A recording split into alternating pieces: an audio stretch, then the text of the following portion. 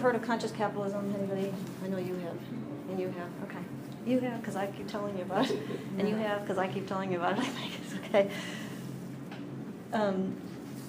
Conscious capitalism is, well, I brought this along, and I'm not pushing conscious capitalism. I'm pushing it because there is a movement and a consciousness now about running businesses that are not busynesses, but businesses.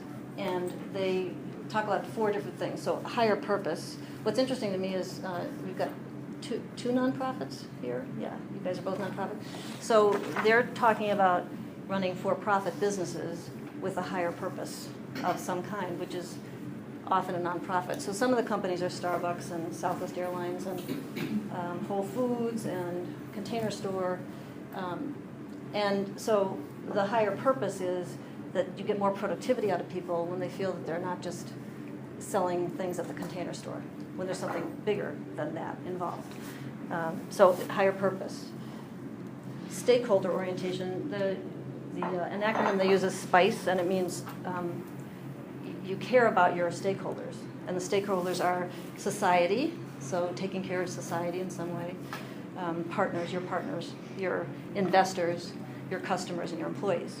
So, for example, with employees, I love this employee part, because did anybody read the Gallup poll recently that said 55% of workers are disengaged from work?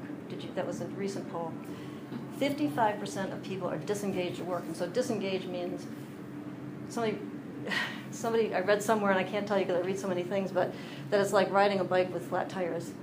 So are you getting productivity out of these disengaged employees? Not really.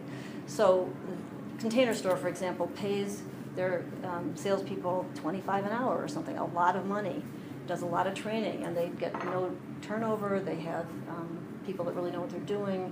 And the end result for the whole conscious capitalism concept, so it works, is it's new enough that just last year Goldman Sachs was able to do some track record of it. Those companies are 25% or more profitable than companies that are run in the old way. So taking care of your employees and your stakeholders and your suppliers and whoever else is yours is really, really important and having a higher purpose in improving efficiency, productivity. People want to be there, and in profit. Conscious leadership. So the leadership makes a conscious decision to be driven by service to the firm's purpose rather than powered by money. So, I love the idea because it's conscious capitalism. They're there to make money, and they're powered by good stuff. Like, for example, the companies have values. I was at a program a few weeks ago, and Ace Hardware, I think he's the CEO of he's the head of the board or something, I'm not sure, because Ace is a very unique way they work. They're all independent stores, and they have this cover Ace thing. Well, it was interesting because Ace Hardware, these little neighborhood stores, are beating out the big box stores. They were, I think he said 30%. Is that my phone? Sorry, no, that was okay. like that. Sounds like my phone. They were 30% more profitable. Actually, they increased their profits by 30% last year, and Lowe's and Home Depot are struggling. So one of the things he said, here's this big, old guy, been running business, and this is company values we're talking about, not his values. Winning, excellence, love. I thought that was pretty interesting. Integrity, gratitude, humility, and teamwork. And what happens, what they do with these values is that they walk the walk. Leadership walks the walk. So if one of the employees comes and says, I'm having a hard time with the customer, how do I handle it? And they say, based on our values, what would you do?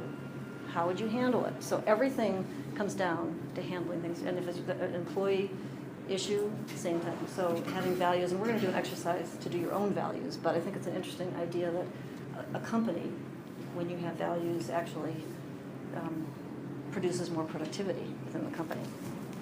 When it's walk the walk, when the leadership actually does it. And then conscious culture, and the words they use are tactile. And this, I think, is true of us personally, too, these words. Trust. When I'm living being a trustful person, that is, and so in business, the same thing. Authenticity. And I came today thinking, I'm just going to be myself. You know, what else can I be? You know? Authenticity, but as a company, authenticity, caring. Imagine companies, these Southwest Airlines, these big companies actually saying they care. Transparency, integrity, learning. So there's a lot of education that goes on in all these programs, constant training, and empowerment. And that empowerment comes, and I've talked to 6 or 7 business owners that have these values, and it comes down to the empowerment of saying, you know as well as I do how to handle the situation if you follow our values. So you can be the person selling it on the floor at the Container Store and still be able to make decisions. It's empowering people.